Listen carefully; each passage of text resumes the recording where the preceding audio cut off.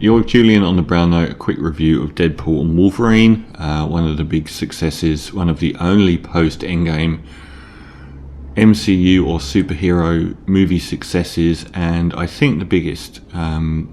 There's been inordinate commentary on the disasters that have happened in the superhero movie universe. So I'm not going to go into it for the 50th time. I think the only one that stood out in my mind box office wise was Guardians of the Galaxy 3, which I think did nearly 900 million, but so many of these films are coming out to terrible box office, 200 million, where they've spent way more than that after marketing and everything else, and to dismal reviews. And Guardians of the Galaxy 3 showed that when you're giving people what they want and it's a decent quality, they'll go and see it. And when you're trying to shoehorn diversity characters in and force it down the throats of an audience and offering subpar product, they don't. Who knew? I guess there's a big analogy between the Joker 2 and Deadpool and Wolverine here, with the Deadpool and Wolverine at about $1.5 billion box office, and the Joker probably won't scrape to 200 million. And there's no way that the Deadpool films made anywhere near what the first Joker film made. There's the slight caveat here, which is it's quite clear now that the MCU universe has given up trying to do anything new and will simply bring back those very well cast actors that were the main Avengers and so on. Every single one of them will be brought back, and it doesn't matter if they died. They tried to shoehorn in shit new characters. They made terrible films. They all failed. So they're now going to, Captain America and Robert Downey Jr. and, anyone, Scarlett Johansson will be coming back. Mark my words. They'll all come back. So the notion here is that Wolverine had, I think, a very underappreciated 3 films. Hugh Jackman, possibly the only actor that has outdone Robert Downey Jr. with his portrayal of one of these superhero characters, having the perfect send-off in Logan, which was a much more adult film, being brought back. The way they get away with it again is to use the multiverse, something I detest. The only film that I've seen that uses the multiverse in an artistic way for good is Everything Everywhere All at Once.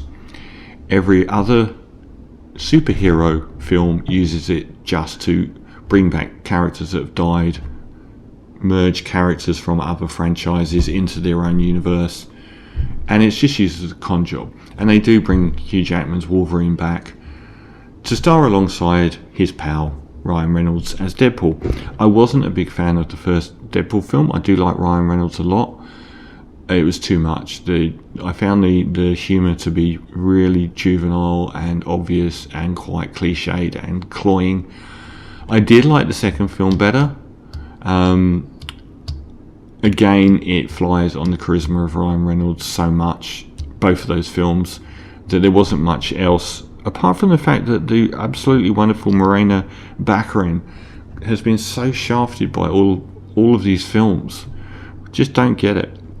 Anyway, the story is non-existent. It is someone from the Time Authority clears out old universes, and he wants to destroy the one where Deadpool exists in. So Deadpool ends up recruiting a Wolverine from another universe to come and help him stop it. Now, my overall opinion of this is that the meta commentary that Deadpool is famous for in this film is excellent. So we get continual references to other characters, other films, in jokes. All of that stuff's great. The chemistry between the main leads is excellent. And I actually think that Hugh Jackman is terrific as Wolverine in this film. He's fantastic, and a lot of the dialogue as well with them, and some of the stuff he says is terrific as well. It's just the film itself is actually quite poor. Unfortunately, it's been a huge success with people who knew if you gave them what they want, they would come and see it. And it trades off of that Hugh Jackman, Ryan Reynolds bromance a lot. and everything they say, is cool and funny, and all of the meta commentary on the other franchises and stuff like that is cool and funny, and that's all great. But the storyline of the universe being shut down by the Time Authority and that side of it is incredibly weak. It is bottom tier stuff. It's incredibly unambitious. It's almost as unambitious as like the storyline to the Marvels, where you just think you've been down that road so many times and they didn't really bother. But there's been lots of those MCU films recently where they've done that, where there's just not much effort put into the story, and there's no effort put into the story here. Some interesting side characters appear along the way and so on, and it's a lot of fun to sit through. But anytime that crackle of the meta commentary or the charisma of the leads dies down a bit and you're left with the actual storyline itself, it does fall over quite badly. So I'm going to give Deadpool and Wolverine a 6.5 out of 10.